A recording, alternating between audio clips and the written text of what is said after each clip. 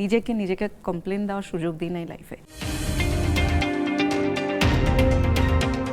তোমার একটা লম্বা জার্নি আছে, ভালো ছাত্রী, কিন্তু তুমি কি কারণে জানো একটা সুন্দরী প্রতিযোগিতায় যোগ দিয়েছিলে, তারপর সেখানে জিতেছো। জেতার পরে তুমি কিন্তু সবার আগে ফিল্মের দিকে গিয়েছিলে, আবার ফিল্ম থেকে তুমি নিজেকে নিয়ে এসেছো, এনে আবার নিজের জীবন নিয়ে ব্যস্ত হয়েছো, আবার একটা সময় এসে আবার একটু অভিনয় করছো। তোমার কি এরকম একটা চঞ্চলতা আছে, মানে তুমি বিভিন্ন জায়গাতে যেতে আসতে পছন্দ করো, কিছুদিন থাকো তারপরে থাকো না? আপনি যত সুন্দর করে গুছিয়ে বললেন, আমি আসলে তো গুছিয়ে কখনো চিন্তাও করিনি যে আমার লাইফে আসলে গ্রাফগুলো এরকম ছিল, আপ ডাউন। আমার কাছে মনে হয়, আমি একটু সবাইকে বলি, আপনাকেও অনেকবার বলছি, যে আমি একটু বোকা। আমি হয়তো বুঝি কম কিছু জায়গায়, হয়তো ইমোশন দিয়ে বেশি চিন্তা করি। তো যে মুহূর্তে যেটা যে সময় মনে হয়েছে যে ওটা আমার জন্য সঠিক, এই কাজটা আমি করতে চাই, আমি তখন ওটাই করেছি না। কোনো কিছুর জন্য কখনো কোনো পিছু টান ছিল না। এটা অনেকে বলে এটা খুব খারাপ, অনেকে বলে এটা ভালো। তো আমার কাছে মনে হয়েছে যে যখন যে কাজটা করেছি ওটা আসলে সততার সাথে করার চেষ্টা করেছি। এটা তো একটা ফিলোসফি লাইফে। টলস্টয় একটা গল্প লিখেছিলেন যেখানে বলেছিলেন যে মানুষ যে কাজটা যখন করে ওইটাই তার সবচেয়ে ইম্পর্টেন্ট কাজ।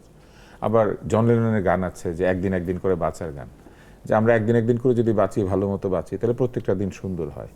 আমরা জানতে চাই যে বিন্দুর ফিলোসফি কি আসলে, যে to do the right thing at the right moment, one day at A time. One day at A time. আচ্ছা, তো বিন্দু তো ড্রেস ডিজাইনও করে, কিন্তু কেন সবাই খালি লেখে যে অভিনেত্রী ও মডেল? সে তো ডিজাইনারও।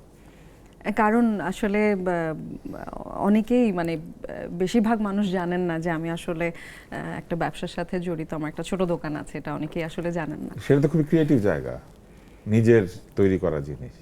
হ্যাঁ, সেম। আসলে আমি যদি বলি, আমার অভিনেত্রী হিসেবে একটা চরিত্রকে যখন একদম জিরো থেকে আস্তে আস্তে করে ওটাকে পেলে পুষে বড় করতে হয়, ওটাকে ম্যানুফ্যাকচার করতে হয়, একটা স্ট্রাকচার দিতে হয়, তারপর একটা ক্যারেক্টার, সব কিছু মিলিয়ে একটা প্রোডাক্ট দাঁড়ায়। সেম জিনিসটা আসলে আমি যে কাজটা করছি, আমার একটা বুটিক হাউস আছে, ওখানেও তাই হয়। আমার ম্যানুফ্যাকচারিং থেকে শুরু করে একটা বেদনা কেমন, মানে কোন জায়গাটা বেশি বেদনার? এই যে প্রত্যেকদিন কাজটা করা, যেটা এখানে একটা প্রতিষ্ঠান তৈরি হচ্ছে, আরেকটা হচ্ছে যে এই যে মাঝে মাঝে নিজেকে ভেঙে অভিনয় করা, এক এক সময় এক এক চরিত্র, কোনটা বেশি বেদনার বা কোনটা বেশি আনন্দের? কোনোটাই বেদনার নয়। আনন্দও তো আসলে কোনো দিন ভালো যায়, কোনো দিন খারাপ যায়। 100% টাইম যে আনন্দ ভোগ করি তা তো নয়। বাট আমি স্যাটিসফাইড। আমি যাই করছি, আমি আমার জায়গা থেকে কোনো কমপ্লেন নাই। আমি কখনো নিজেকে কমপ্লেন দেওয়ার সুযোগ দিই নাই লাইফে।